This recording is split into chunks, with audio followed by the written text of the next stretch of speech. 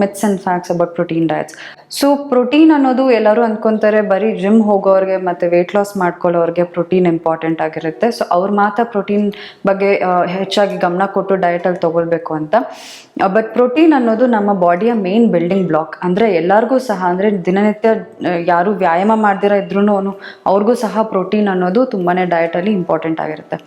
So first of all protein ಅಂದರೆ ಏನು ಅಂತ ತಿಳ್ಕೊಳ್ಳೋಣ. ಸೊ ನಮ್ಮ ಡಯಟಲ್ಲಿ ನಮಗೆ 3 ಥರ ಮ್ಯಾಕ್ರೋನ್ಯೂಟ್ರಿಯನ್ಸ್ ಇರುತ್ತೆ. ಒಂದು ಬಂದು ಕಾರ್ಬೋಹೈಡ್ರೇಟ್ಸ್, ಇನ್ನೊಂದು ಪ್ರೋಟೀನ್ ಮತ್ತು ಫ್ಯಾಟ್ಸ್. ಸೊ ಕಾರ್ಬೋಹೈಡ್ರೇಟ್ಸ್ ನಮ್ಮ ಡಯಟಲ್ಲಿ ಹೆಚ್ಚಾಗಿರುತ್ತೆ. ಸೊ ಅದು ನಮಗೆ ಅಕ್ಕಿ ಆಗಿರ್ಬೋದು, ಇಲ್ಲ ನಮಗೆ ರಾಗಿ ಆಗಿರ್ಬೋದು, ಜೋಳ, ಗೋಧಿ, ಇದರಲ್ಲಿ ನಮಗೆ ಕಾರ್ಬೋಹೈಡ್ರೇಟ್ ಕಂಟೆಂಟ್ ಸಿಗುತ್ತೆ. ಪ್ರೋಟೀನಲ್ಲಿ ನಮಗೆ ಮೇಯ್ನ್ ಆಗಿ ವೆಜಿಟೇರಿಯನ್ ಸೋರ್ಸ್ ಆಫ್ ಪ್ರೋಟೀನ್ ನೋಡಿದ್ರೆ ಸೋಯಾ ಆಗಿರ್ಬೋದು, ಕಾಳುಗಳಾಗಿರ್ಬೋದು, ಇದರಲ್ಲಿ ನಮ್ಗೆ ಪ್ರೋಟೀನ್ ಸಿಗುತ್ತೆ. ಮತ್ತು non veg source of protein ಅಂದರೆ ನಮಗೆ ಈ ಚಿಕನ್, ಮಟನ್, ಫಿಶ್, ಈ ಥರ ಈ ಪ್ರೋಟೀನ್ ಸೋರ್ಸಸ್ ನಮಗೆ ಕಾಣಿಸ್ಕೊತಾ ಹೋಗುತ್ತೆ. ಫ್ಯಾಟ್ ಅನ್ನೋದು ನಮಗೆ ಡಯಟಲ್ಲಿ ಸ್ವಲ್ಪ ಕಡಿಮೆ ಕ್ವಾಂಟಿಟಿಯಲ್ಲಿ ತೊಗೊಳ್ಬೇಕು. ಸೊ ಅದು ಬಂದು ನಮಗೆ ನಟ್ಸ್ ಆ್ಯಂಡ್ ಸೀಡ್ಸ್ ಮತ್ತು ಎಲ್ಲ ರೀತಿಯ ಕುಕ್ಕಿಂಗ್ ಆಯಿಲ್ಸ್ ಅಂತ ಏನು ಕರಿತೀವಿ, ಆಲಿವ್ ಆಯಿಲ್ ಆಗಿರ್ಬೋದು, ಅವೊಕ್ಯಾಡೋ ಆಗಿರ್ಬೋದು, ಇದರಲ್ಲಿ ನಮಗೆ ಫ್ಯಾಟ್ ಸಿಗುತ್ತೆ. ಸೊ ಡಯಟಲ್ಲಿ ಮೇಜರ್ ಆಗಿ ನಾವು ಏನಾಗ್ಬಿಟ್ಟಿದೆ ಅಂದರೆ ಎಲ್ಲರೂ ಅನ್ನ ಸಾರು ಊಟ ಮಾಡೋದ್ರಿಂದ ಪ್ರೋಟೀನ್ ಕಂಟೆಂಟ್ ಏನಿದೆ ನಮ್ಮ ಡಯಟಲ್ಲಿ ತುಂಬಾ ಕಡಿಮೆ ಇದೆ.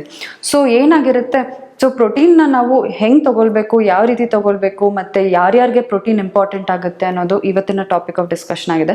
ಸೊ ಜಿಮ್ ಹೋಗೋರಿಗೆ ಮತ್ತು ವ್ಯಾಯಾಮ ಮಾಡೋರಿಗೆ, ಅಂದರೆ ಸ್ವಲ್ಪ ಹೆಚ್ಚಿನ ಆ್ಯಕ್ಟಿವಿಟಿ ಇರೋರಿಗೆ ಪ್ರೋಟೀನ್ ಅನ್ನೋದು ತುಂಬ ಕ್ರೂಷಿಯಲ್ ಆಗಿರುತ್ತೆ. ಯಾಕಂದರೆ ನಮ್ಮ ಮೈಯಲ್ಲಿರುವಂಥ ಮಸಲ್ಸ್ ಏನಿದೆ ಅದು ಪ್ರೋಟೀನ್ ಅನ್ನೋದು ಮೇನ್ ಕಂಪೋನೆಂಟ್ ಅದಕ್ಕೆ. ಸೊ ವ್ಯಾಯಾಮ ಮಾಡೋರಿಗೆ, ಮಸಲ್ಸ್ ಬಿಲ್ಡ್ ಮಾಡೋರಿಗೆ, ಅವ್ರಿಗೆಲ್ಲ ಈ ಪ್ರೋಟೀನ್ ಡಯಟಲ್ಲಿ ಹೆಚ್ಚಾಗಿ ಬೇಕಾಗಿರುತ್ತೆ. ಸೊ ಜನರಲ್ ಆಗಿರೋರಿಗೆ, ಅಂದರೆ ಮಕ್ಕಳಿಗೆ, ಬೆಳೆಯೋ ಮಕ್ಕಳಿಗೂ ಸಹ ಗ್ರೋತ್ ಆ್ಯಂಡ್ ಡೆವಲಪ್ಮೆಂಟ್ಗೆ ಪ್ರೋಟೀನ್ ತುಂಬಾ ಕ್ರೂಷಿಯಲ್ ಆಗಿರುತ್ತೆ. ಮತ್ತು ಮೈಯಲ್ಲಿ ಇಮ್ಯುನಿಟಿ ಹೆಚ್ಚು ಮಾಡೋದಕ್ಕೆ, ಅಂದರೆ ಯಾರ್ಯಾರಿಗೆ ಇವಾಗ ಮೆಡಿಕಲ್ ಕಂಡೀಷನ್ಸ್ ನೋಡಿದ್ರೆ ಕ್ಯಾನ್ಸರ್ ಇರೋರಿಗೆ ಎಸ್ಪೆಷಲಿ ಅವ್ರಿಗೆ ಇಮ್ಯುನಿಟಿ ತುಂಬಾ ಕಡಿಮೆ ಇರುತ್ತೆ ಮೈಯಲ್ಲಿ, ಅಂಥವ್ರಿಗೆ ಆ್ಯಕ್ಟಿವ್ ಆಗಿ ಟ್ರೀಟ್ಮೆಂಟ್ ತೊಗೊಳ್ಳೋರಿಗೆ ಈ ಪ್ರೋಟೀನ್ ಡಯಟಲ್ಲಿ ಹೆಚ್ಚಾಗಿ ಫೋಕಸ್ ಮಾಡಿ ಕೊಡಬೇಕು. ಸೊ ಅವ್ರಿಗೆ ಅಪೆಟೈಟ್ ಪ್ರಾಬ್ಲಮ್ಸ್ ಇರೋದ್ರಿಂದ ಆ ಟೈಮಲ್ಲಿ ಸ್ವಲ್ಪ ಸಪ್ಲಿಮೆಂಟ್ ಫಾರ್ಮಲ್ಲಿ ನಾವು ಪ್ರೋಟೀನ್ನ ಕೊಡ್ಬೋದು. ಇಲ್ಲ ಅಂದರೆ ಕಾನ್ಸಂಟ್ರೇಟೆಡ್ ಪ್ರೋಟೀನ್, ಅಂದರೆ ನಮಗೆ ನಾನ್ ವೆಜ್ಜಲ್ಲಿ ಕಾನ್ಸಂಟ್ರೇಟೆಡ್ ಪ್ರೋಟೀನ್ ಸಿಗುತ್ತೆ. ಮೊಟ್ಟೆ ಆಗಿರ್ಬೋದು, ಕಂಪ್ಲೀಟ್ ಸೋರ್ಸ್ ಆಫ್ ಪ್ರೋಟೀನ್ ಅಂತ ಕರಿತೀವಿ. ಸೊ ಮೊಟ್ಟೆ, ಚಿಕನ್ ಮತ್ತು ಮಟನ್, ಇದರಲ್ಲೂ ಸಹ ನಮಗೆ ಪ್ರೋಟೀನ್ ಕಂಟೆಂಟ್ನ ಕೊಡ್ಬೋದಾಗುತ್ತೆ. ಸೊ ಪ್ರೋಟೀನಲ್ಲಿ ಮೇಜರ್ ಆಗಿ ನಮಗೆ 2 ಗ್ರೂಪ್ ಆಫ್ ಕ್ಯಾಟಗರೀಸ್ ಇರುತ್ತೆ. ಅಂದರೆ ಎಸೆನ್ಷಿಯಲ್ ಅಮೈನೋ ಆಸಿಡ್ಸ್ ಅಂತ ಕರಿತೀವಿ, non essential amino acids. Essential amino acids ಅಂದರೆ first of all amino acid ಅಂದರೆ ಏನು, ಪ್ರೋಟೀನಲ್ಲಿ ನಮಗೆ different types of amino acids ಇರುತ್ತೆ, ಎಲ್ಲನೂ ಸೇರಿ ಒಂದು ಪ್ರೋಟೀನ್ ಮಾಲಿಕ್ಯೂಲ್ ಫಾರ್ಮ್ ಆಗುತ್ತೆ. ಸೊ ಅದರಲ್ಲಿ ಈ 9 different types of essential amino acids, ಅಂದರೆ ಇದು ನಮ್ಮ ಮೈಯಲ್ಲಿ ಅದು ಪ್ರೊಡ್ಯೂಸ್ ಆಗೋದಿಲ್ಲ. ಸೊ ನೀವು ತಗೊಳ್ಳೋಂಥ ಡಯಟಲ್ಲಿ ನಿಮಗೆ ಎಸೆನ್ಷಿಯಲ್ ಅಮೈನೋ ಆಸಿಡ್ಸ್ ಸಿಗುತ್ತೆ. ಮತ್ತು ನಾನ್ essential amino acids 11 types of non essential amino acids ಇರುತ್ತೆ. ಇದೇನೆಂದರೆ ಇದು ನಿಮ್ಮ ಬಾಡಿ ನ್ಯಾಚುರಲ್ ಆಗಿ ಪ್ರೊಡ್ಯೂಸ್ ಮಾಡುತ್ತೆ. ಸೊ ನೀವು ತಿನ್ನೋಂಥ ಆಹಾರನ ಯೂಸ್ ಮಾಡಿಕೊಂಡು ನಿಮ್ಮ ಬಾಡಿ ಈ ನಾನ್ ಎಸೆನ್ಷಿಯಲ್ ಅಮೈನೋ ಆಸಿಡ್ಸ್ನ ಪ್ರೊಡ್ಯೂಸ್ ಮಾಡ್ತಾ ಹೋಗುತ್ತೆ. ಸೊ ಈ ಎಸೆನ್ಷಿಯಲ್ ಅಮೈನೋ ಆಸಿಡ್ಸ್ನ ನಾವು ಆದಷ್ಟು ಡಯಟಲ್ಲಿ ತೊಗೊಳ್ಳೋದ್ರಿಂದ ನಮ್ಮ ಇಮ್ಯುನಿಟಿ ಆಗಿರ್ಬೋದು, ಮಸಲ್ಸ್ ಆಗಿರ್ಬೋದು, ಕೂದಲು ಉದುರೋದು, ಇದೆಲ್ಲನೂ ಸ್ವಲ್ಪ ಕಂಟ್ರೋಲಲ್ಲಿರುತ್ತೆ.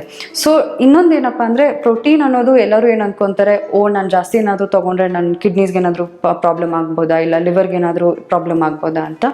ಇದು ಪರ್ಟಿಕ್ಯುಲರ್ ಕಂಡೀಷನ್ಸ್ ಮೇಲೆ ಹೋಗುತ್ತೆ. ಸೊ ಯಾರಿಗಾದ್ರೂ ಇವಾಗ ಡಯಾಬಿಟೀಸ್ ಇದ್ದು ಮತ್ತು ಅವ್ರೇನಾದರೂ ಡಯಾಲಿಸಿಸ್ ಮಾಡ್ಕೊತಾ ಇರೋವಂಥ ಟೈಮಲ್ಲಿ, ಸೊ ಅವ್ರಿಗೆ ಏನಾಗಿರುತ್ತೆ, ಮೊದಲೇ ಕಿಡ್ನಿ ಫಂಕ್ಷನಿಂಗ್ ಸ್ವಲ್ಪ ಕಾಂಪ್ರಮೈಸ್ ಆಗಿರುತ್ತೆ, ಅಂದರೆ ಕಡಿಮೆ ಇರುತ್ತೆ. ಸೊ ಅಂಥವ್ರಿಗೆ ನಾವು ನೋಡಿಕೊಂಡು ಪ್ರೋಟೀನ್ ಕೊಡಬೇಕು, ಜಾಸ್ತಿನೂ ಕೊಡೋಕ್ಕಾಗೋದಿಲ್ಲ.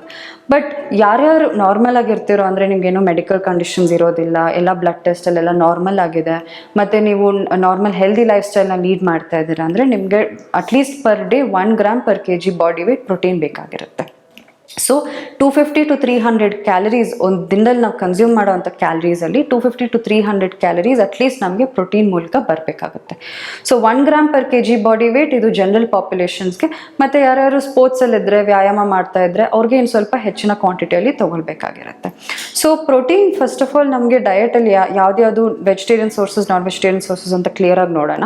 ಸೊ ವೆಜಿಟೇರಿಯನ್ ಸೋರ್ಸಸಲ್ಲಿ ಏನು ಅಂದ್ಕೊತಾರೆ, ಕೆಲವರು ಕ್ಲೈಂಟ್ಸ್ ಬರ್ತಾರೆ, ನಾನು ವೆಜಿಟೇರಿಯನ್, ನನಗೆ ಪ್ರೋಟೀನೇ ಸಿಗೋದಿಲ್ಲ ಡಯಟಲ್ಲಿ, ನಾನು ಸಪ್ಲಿಮೆಂಟ್ ತಗೊಳ್ಳೇಬೇಕಾ ಅಂತ ಕೇಳುವಂಥ ಕ್ವೆಶನ್ಸು ಜಾಸ್ತಿ ಇರುತ್ತೆ.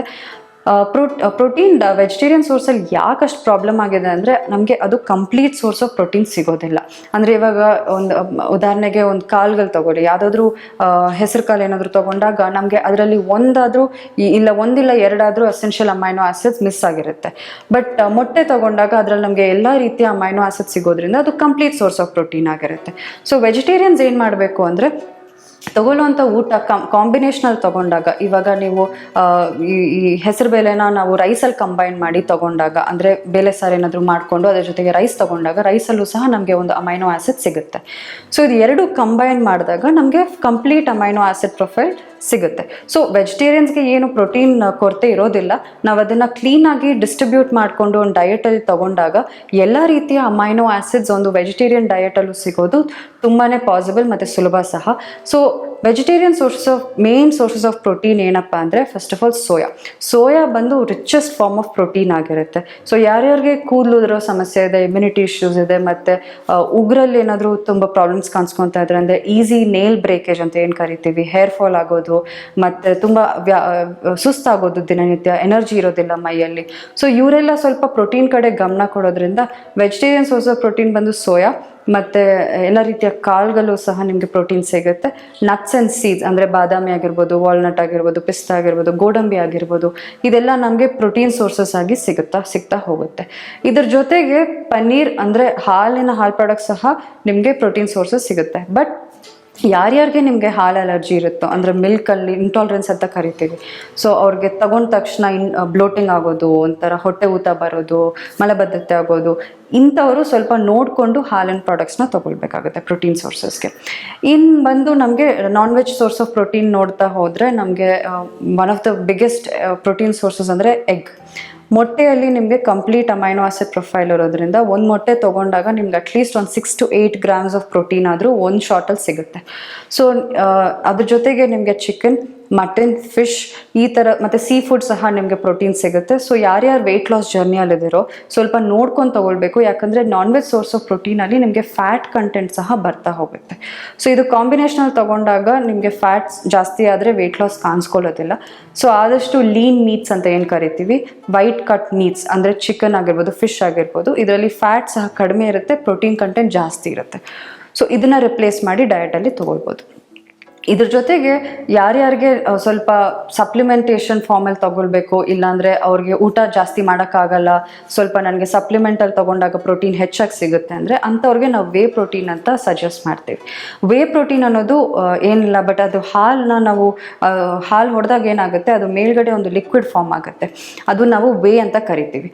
ಆ ಹಾಲನ್ನ ತೊಗೊಂಡು ಅದನ್ನು ಪೌಡರ್ ರೀತಿಯಲ್ಲಿ ಕನ್ವರ್ಟ್ ಮಾಡ್ತಾರೆ, ಅದನ್ನೇ ನಾವು ವೇ ಪ್ರೋಟೀನ್ ಅಂತ ಡಿಸೈಡ್ ಮಾಡ್ತೀವಿ. ಸೊ ವೇ ಪ್ರೋಟೀನ್ ಅನ್ನೋದು 3 ಥರ ಇರುತ್ತೆ. ಸೊ ಯಾರ್ಯಾರಿಗೆ ಡೈಜೆಷನ್ ಪ್ರಾಬ್ಲಮ್ಸ್ ಇದೆಯೋ, ಅಂದರೆ ಹಾಲಲ್ಲಿ ಏನಾದರೂ ಡೈಜೆಷನ್ ಪ್ರಾಬ್ಲಮ್ಸ್ ಇದ್ದರೆ ಅವ್ರಿಗೆ ನೋಡಿಕೊಂಡು ವೇ ಪ್ರೋಟೀನ್ನ ಕೊಡಬೇಕು. ಯಾಕಂದರೆ ಅದು ತೊಗೊಂಡಾಗ ಸ್ವಲ್ಪ ಹೊಟ್ಟೆ ಊತ ಬರೋದು ಅದೆಲ್ಲ ಕಾಣಿಸ್ಕೊಳ್ಳೋ ಚಾನ್ಸಸ್ ಇರುತ್ತೆ. ಸೊ ನೋಡಿಕೊಂಡು ವೇ ಪ್ರೋಟೀನ್ನ ಸಪ್ಲಿಮೆಂಟೇಷನ್ ಮಾಡ್ಕೊಳ್ಬೋದು.